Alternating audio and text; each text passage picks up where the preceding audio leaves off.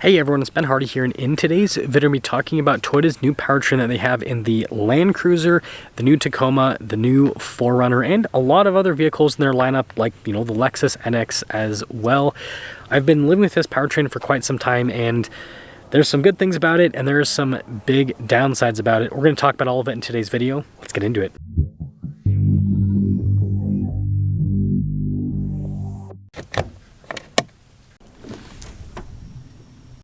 So first off, the engine in question is a turbo 2.4 liter 4-cylinder.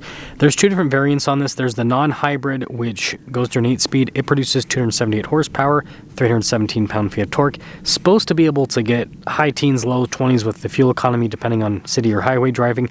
And then you've got the hybrid here, same engine, but has a hybrid system paired with it.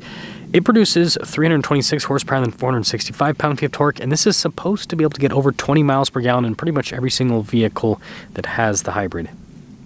Now, I personally have not had any issues with my powertrain, so I'm not going to be talking too much about the reliability of this powertrain.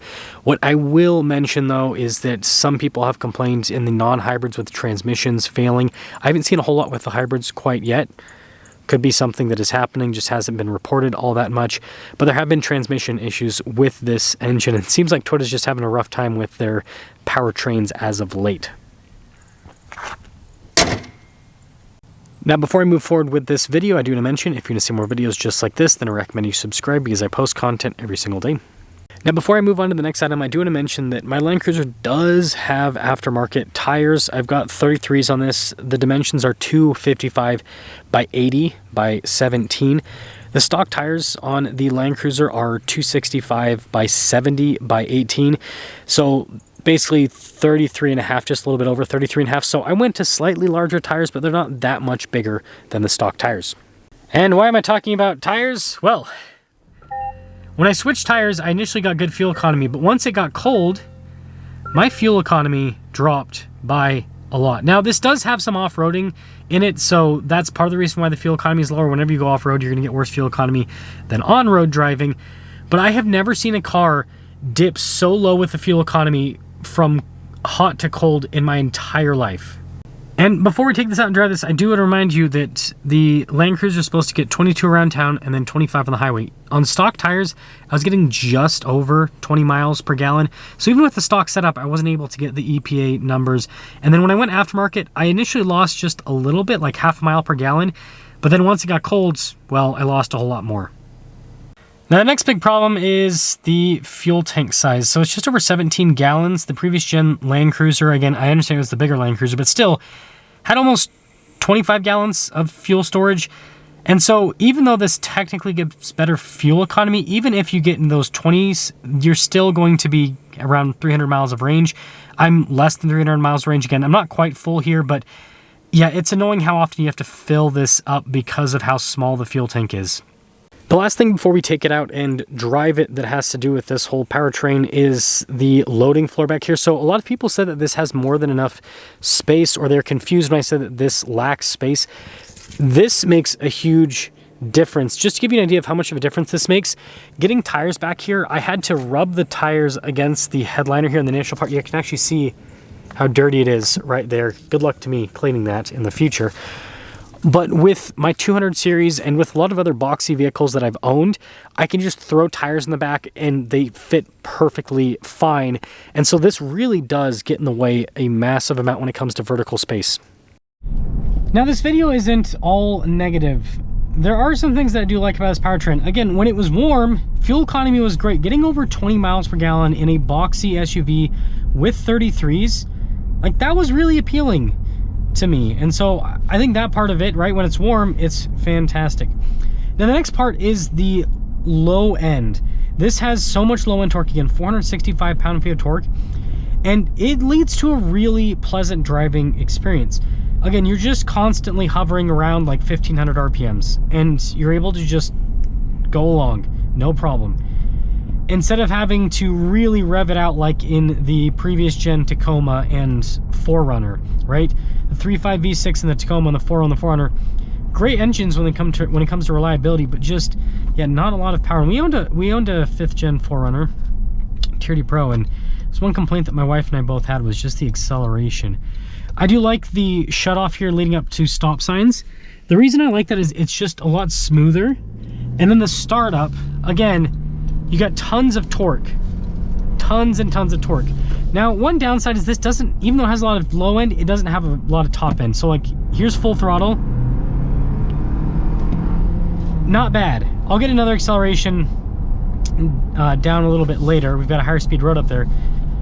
But the top end of this just doesn't feel strong at all. And it makes sense. Again, 326 horsepower is really not that much horsepower. Again, for this type of car, it's fine. It's adequate. But overall, it's not a lot. And so this is one of those cars where it feels super powerful getting up and moving, but then kind of like a diesel, excuse me, kind of like a diesel, if you go full throttle, it just kind of dies. It's all about torque. And again, I don't have any problem with that. Like 99% of the time, I am not annoyed with this powertrain at all. It's just on the interstate, if I have to pass someone, that's where I wish that I had a little bit more horsepower, because it really just doesn't move. It doesn't accelerate all that fast. Like, for example, on one of these roads out here, it's a 2-lane highway. And so if you're gonna pass someone, kind of like this, right?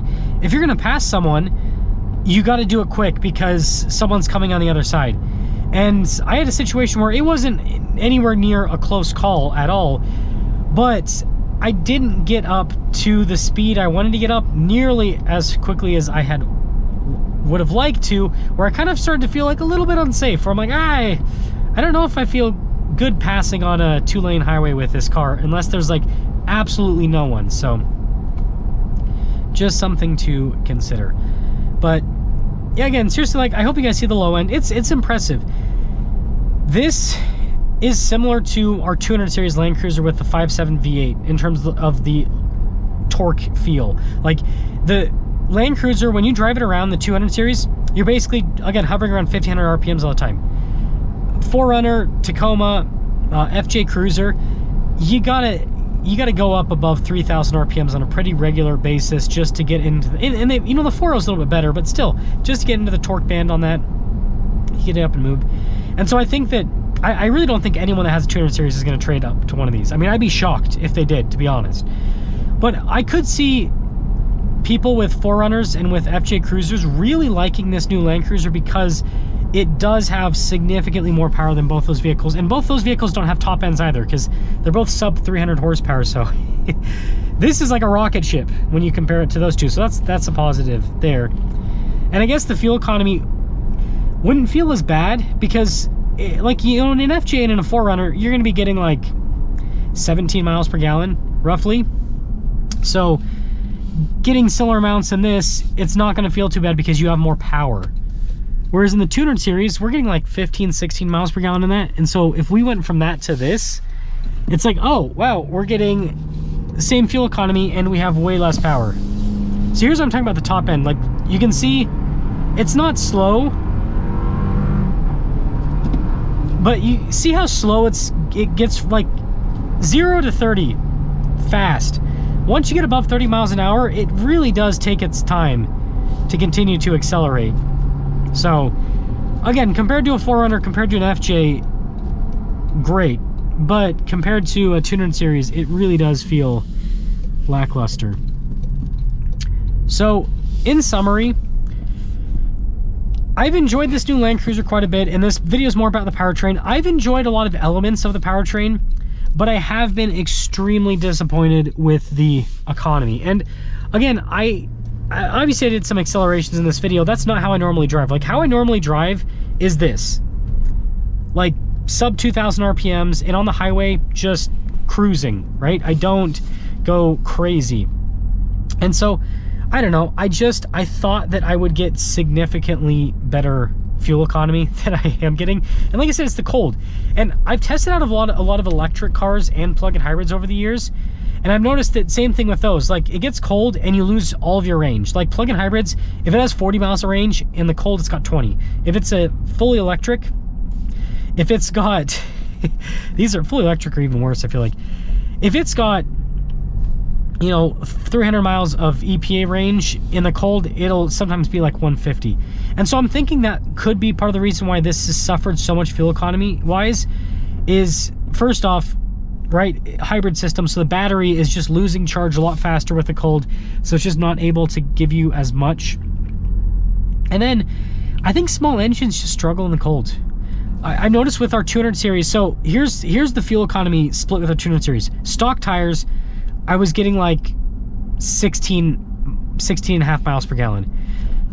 Threw on some same exact all-terrain tires that are on this car on the 200 series, a little bit wider on the 200 series actually. Dropped down to 15 and a half miles per gallon. So I lost 1 mile per gallon because I went to heavier all-terrain tires.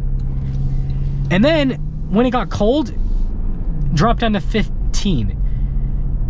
So it's like bigger tires, 1 mile per gallon, cold, half a mile per gallon. Whereas this, stock tires, I was getting like 21 miles per gallon.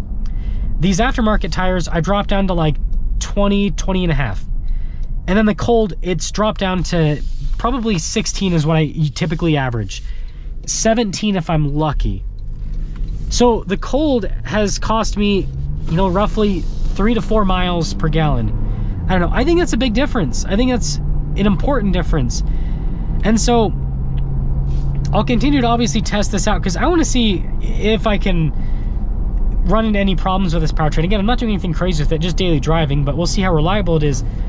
But I do think that that's going to be a big hindrance to some people with going to this, because I guess the last thing I'll mention is 4Runners, 5th gen 4Runners, you can get 400 miles on a tank because it's got over 20, I think it's like 23, 24 gallons in the 4Runner. So you get 17, 18 miles per gallon in a 4Runner, 400 miles of range. Whereas this, even if you get over 20 miles per gallon, 17 gallon fuel tank, you're still going to be limited to just over 300 miles of range. And then when you drop down to this, it's like you're in the 200s. Whereas a 4Runner, right in the cold, I remember with our 4Runner, we were still getting like 17 miles per gallon, 16, 17 miles per gallon. So we're still getting almost 400 miles on a tank. So, I don't know. Hopefully that Toyota finds a fix. I'm sure there's a limit with space because of the battery and everything, and so I don't know what they would do, but I think this either needs a bigger fuel tank or something needs to happen to where this, I don't know, makes more sense. Let me know your thoughts on the new powertrain, reliability, fuel economy, but I mean, if this ends up being my ownership experience, after I'm done doing all the tests on this, I'd rather just go back to a V8. Like, if I'm gonna get 15 miles per gallon in the cold, if I'm gonna get 15 miles per gallon off-road, I'd rather do so with a big NA V8 than a dinky little 4-cylinder turbo.